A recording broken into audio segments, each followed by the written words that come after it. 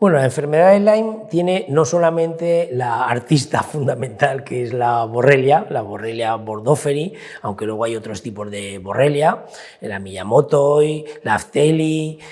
pero también están lo que llamamos las coinfecciones. ¿Y qué son esas coinfecciones? Pues son infecciones que acompañan habitualmente a la Borrelia, sea la que sea. Están también la Borrelia del grupo de la fiebre recurrente, y entonces vamos a necesitar una serie de pruebas que nos puedan ayudar a identificar quiénes son los actores de este Lyme crónico que el paciente pueda padecer, o Lyme crónico o Lyme agudo, ¿no? En este caso, en estas coinfecciones, pues estaría, pues, por ejemplo, por la Chlamydia pneumoniae, estaría la Bartonella, estaría la Ehrlichia anaplasma, estaría la Rickettsia, estaría la Chlamydia trachomatis, estaría el Mycoplasma pneumoniae, incluso la Coxiella,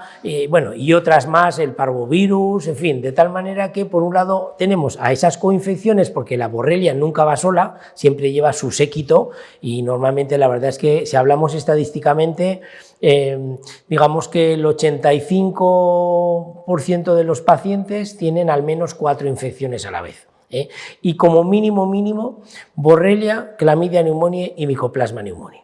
Además, pues hay otras infecciones acompañantes, como pueda ser el Coxsackie, y luego tenemos las infecciones que son reactivaciones, o sea, ya que hay una situación infecciosa, porque al Lyme al final se le llama que es una multiinfección multisistémica, aunque hoy en día se empieza a hablar más que de enfermedad de Lyme, de enfermedades transmitidas por vectores. Eso sería como más amplio, porque no siempre estamos ahora ante algunas enfermedades como la fiebre de las montañas rocosas, donde entraría dentro de ese grupo de enfermedades producidas por vectores, transmitidas, perdón, por vectores, y que no son específicamente un Lyme, ¿no? Pero entran dentro de toda esta especialización en este tipo de enfermedades infecciosas. Dentro de estas enfermedades que acompañan con frecuencia al Lyme crónico, incluso, bueno, sobre todo al Lyme crónico, a veces también al Lyme precoz, pero sobre todo al crónico, pues son los virus que puedan reactivarse, virus con los que hemos tenido contacto, pues seguramente desde pequeños, en los parques, en las guarderías, en el cole, pues el virus de Epstein-Barr, el citomegalovirus, el herpes simplex tipo 1, el herpes simplex tipo 2, el herpes zoster, o el varicela herpes zoster, pero también a veces se suman otros como el herpes 6, que este es muy habitual en los pacientes que tienen una falta muy importante de energía, también el parvovirus B19 es muy típico cuando hay especialmente dolores articulares, y entonces es muy importante que hagamos un diagnóstico completo, porque luego el tratamiento, el uso de unos antibióticos u otros y de unas técnicas de tratamiento u otras, pues también va a requerir tener estos datos, pues porque esto nos va a decir qué antibióticos o qué plantas medicinales de efecto antiinfeccioso o qué técnicas son las más adecuadas para tratar esas infecciones. Bueno, en principio, hablar de Lyme crónico es hablar de multiinfección multisistémica. ¿Eso qué quiere decir? Quiere decir que en esta enfermedad hay múltiples gérmenes implicados, mínimo 3, pero tenemos casos de pacientes que les hemos diagnosticado 17 infecciones y hemos tenido que tratar esas 17 infecciones. Y multisistémica, ¿por qué? Pues porque afecta a distintos órganos y aparatos. Afecta al hígado, puede afectar a articulaciones, por ejemplo, pues la Chlamydia pneumoniae pues se caracteriza por producir, lejos de que con ese apellido pneumoniae pues parece que la sintomatología tenga que ser respiratoria, pues no, pues es una sintomatología articular, y entonces pacientes que tienen una gonartralgia, o sea, un dolor en la rodilla, o una coxalgia, un dolor en la cadera o un dolor en el hombro, pues este puede estar precisamente, puede ser un signo muy claro de que hay una infección por Chlamydia pneumoniae. Luego también hay que tener en cuenta que en estos casos muchas veces hay una afectación también a nivel digestiva, entonces muchas veces por esta situación que hay de toxicidad, de deficiencia inmunitaria, pues también suele haber una asociación con infecciones intestinales, pues de tipo cándidas u otros hongos, también de Clostridium, sobre todo alteraciones de la permeabilidad, incluso a veces pacientes que tienen un SIBO o con una deficiencia importante a nivel del intestino delgado, todos tienen una deficiencia de la flora intestinal, de tal manera que cuando tenemos enfrente a un paciente que tenga síntomas variados que difícilmente podemos relacionar con una patología concreta, pues hay que descartar sí o sí un Lyme crónico, porque seguramente es lo que tiene ese paciente. Además, suele haber también afectaciones de tipo cognitivo, con pérdida de memorización, de concentración, sensación así de aturdimiento, como si de repente dices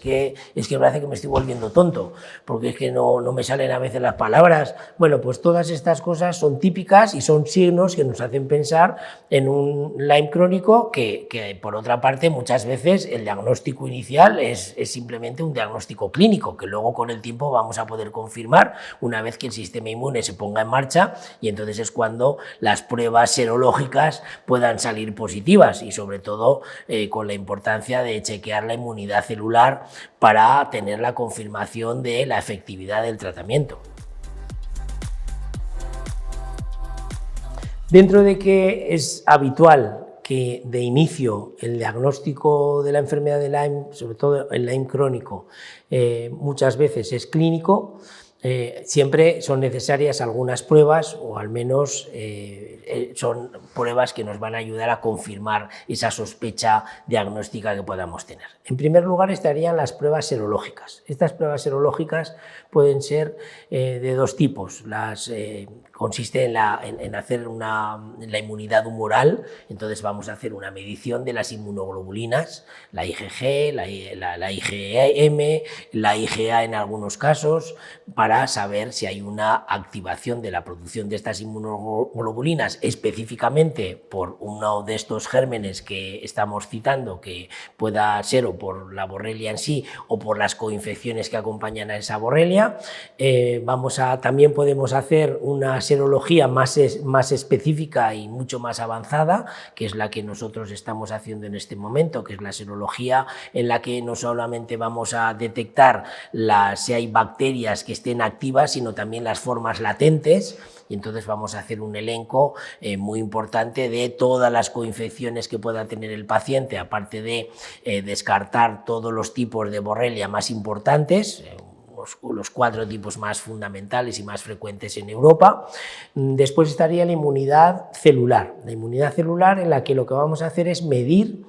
la actividad de los linfocitos del paciente específicamente contra las infecciones que sospechamos que tenga. ¿Para eso qué hacemos? Bueno, pues para eso hacemos un cuestionario o tenemos en cuenta toda una serie de síntomas que pueda tener el paciente, que nos ayuda a discernir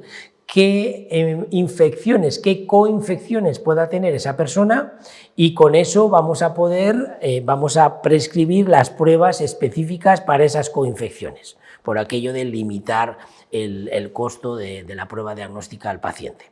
Estos análisis son análisis en los que vamos a medir la producción de interferón gamma y de interleuquina 2 de los linfocitos del paciente. Es una técnica que se llama iSpot, que es la técnica más avanzada que hay en estos momentos de inmunidad celular, que también se puede utilizar en otro tipo de infecciones, como en el COVID, por ejemplo, de tal manera que vamos a medir esa producción tanto de ese interferón gamma, que eso nos daría un índice de actividad efectiva contra esas infecciones, o también la producción que se está haciendo de la interleuquina 2, que es una citoquina inflamatoria y que sería un signo de que efectivamente ese germen sí que está en el organismo del paciente, porque está reaccionando con los linfocitos. Entonces esta es una prueba que se hace con un lector de fluorescencia, de tal manera que lo que medimos es la intensidad de esa fluorescencia con unos aparatos muy adecuados, específicos para medirla, y que en el caso de que el paciente no se defienda inicialmente, esas pruebas van a salir negativas, como ocurre también con las serológicas, y que a medida que vayamos ya activando el sistema inmune y que esos linfocitos empiecen a defender, pues entonces irá apareciendo una positividad de acción, que a veces incluso pues es inicialmente pues es en el nivel que llamamos borderline, y que conforme vayamos avanzando con el tratamiento de agresión a las infecciones con los antibióticos y todas las técnicas que utilizamos, pues al final haya una subida, un pico de subida importante de producción de interferón gamma, una negatividad completa de producción de interleuquina 2, porque estamos anulando la actividad de esa bacteria o de ese virus, y posteriormente, después de una subida importante, vendrá una bajada de golpe, de tal manera que cuando una vez que sale muy positivo vuelve a salir ya muy negativo, pues podemos tener la certeza de que hemos eliminado toda actividad de esa infección o esas infecciones que estaban activas. Después hay algunas pruebas también muy importantes previas a la prescripción de un tratamiento antibiótico que entendemos que es necesario en estos casos. Son pruebas donde lo que analizamos es lo que llamamos el HLA, los haplotipos. Los haplotipos, estos son es una determinada carga genética que algunos pacientes puedan tener y que nos pueda suponer el que ese paciente no responda al tratamiento antibiótico. O sea, hay personas que tienen unas características genéticas que le impiden una buena respuesta a los antibióticos. Hay personas que puedan tener una carga genética con una mala respuesta de activación inmunitaria ante infecciones. Esto es imprescindible saberlo previamente, porque no perdamos el tiempo. O sea, si un paciente tiene esa carga genética, ya sabemos que tendremos que buscar otras opciones terapéuticas, pero desde luego el antibiótico no va a ser la elección. Vamos a tener que utilizar otros medios. Entonces, esto es lo que hace que muchas veces pues, nos llegan pacientes que, como no les hicieron en su momento esas pruebas, y de ahí la especialización necesaria en este tipo de patología, o sea, no hace falta ser un súper especialista en infecciosas, lo que hace falta es ser un especialista en Lyme crónico. Eso es lo importante, y entonces de esta manera vamos a evitar estos fracasos que muchas veces pues hacen llevar a que en algunas asociaciones a nivel europeo, incluso a nivel español, pues se dice que es que el Lyme no se cura, y eso no es cierto. El Lyme se cura, pero claro, se cura de la forma adecuada, y para hacerlo de la forma adecuada pues requiere una serie de tratamientos previos que tenemos que hacer, y de pruebas que nos tienen que indicar la situación de ese paciente. Después, por otro lado, tenemos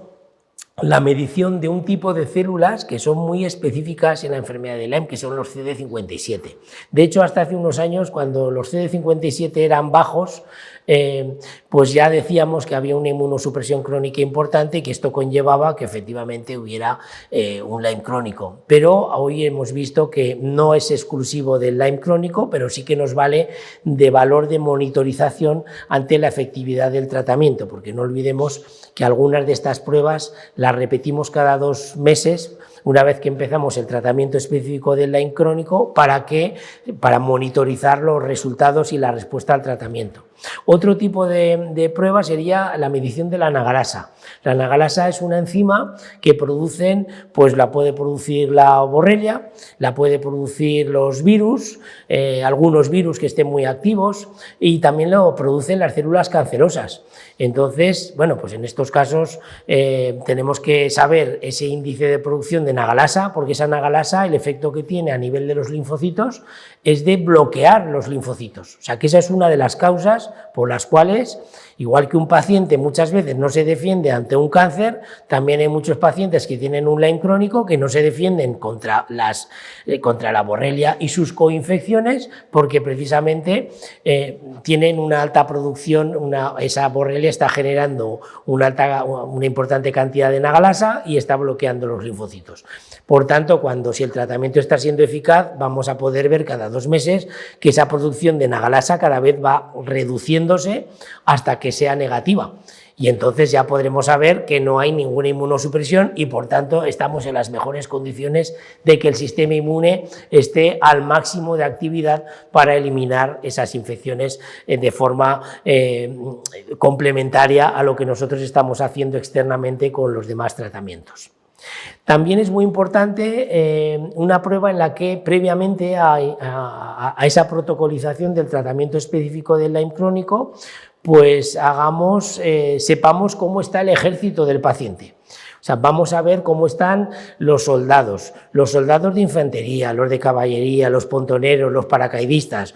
Aquí, claro, evidentemente estamos hablando de linfocitos, pues son los linfocitos CD3, los linfocitos CD4, los linfocitos CD8, las células NK, los linfocitos T reguladores. Por ejemplo, en un paciente que tenga una enfermedad autoinmune, que muchas veces esa enfermedad autoinmune está provocada por un Lyme crónico, pues habrá unos linfocitos T reguladores bajos, porque los linfocitos T reguladores son los que dan el nivel de tolerancia del sistema inmunitario y por tanto son los que están haciendo que baje tanto la tolerancia del sistema inmune que incluso empieza a reconocer como extrañas a estructuras propias del organismo, y eso es lo que ocurre en una enfermedad autoinmune. Después, por otro lado, claro, si un paciente previamente, cuando estamos en la fase de diagnóstico y en la fase inicial, donde luego vamos a empezar con una enusféresis y después un tratamiento en esa fase 1 que llamamos, pues si resulta que este paciente tiene los linfocitos CD8 bajos, que son los encargados específicamente de las infecciones intracelulares, pues vamos a tener que poner un tratamiento específico para aumentar la producción de esos linfocitos CD8. ¿Por qué? Porque si el número de soldados especialistas en ese tipo de infecciones, que este tipo de infecciones son todas intracelulares, tanto las víricas como las de la borrelia y acompañantes, pues entonces estamos perdiendo esa oportunidad de oro de que nosotros ataquemos por un lado desde fuera y que el sistema inmune del paciente a nivel celular ataque desde dentro. Entonces, esto es importante conocerlo y por eso a mí me llama la atención cuando el paciente nos viene con un diagnóstico de una prueba solo de borrelia, no le han mirado ninguna de estos otros parámetros que estamos diciendo, ni coinfecciones, ni saber cómo está, si por ejemplo además otras pruebas, pues yo qué sé, pues si el paciente tiene una vitamina D baja, si tiene un zinc bajo, un cobre bajo, todo eso está haciendo que el sistema inmune no funcione bien. Entonces, todo esto hay que solucionarlo antes. Entonces, claro, no es sorprendente que haya fracasos terapéuticos, desgraciadamente, demasiadas veces en pacientes que no se están curando, pero no porque no se puedan curar, sino porque hay que hacer todo esto previamente para hacer un tratamiento mucho más completo y una preparación a ese momento en el que vamos a atacar y nos vamos a remangar y vamos a hacer todo lo posible para destruir esas infecciones, tanto con nuestros medios por fuera como el sistema inmune desde dentro.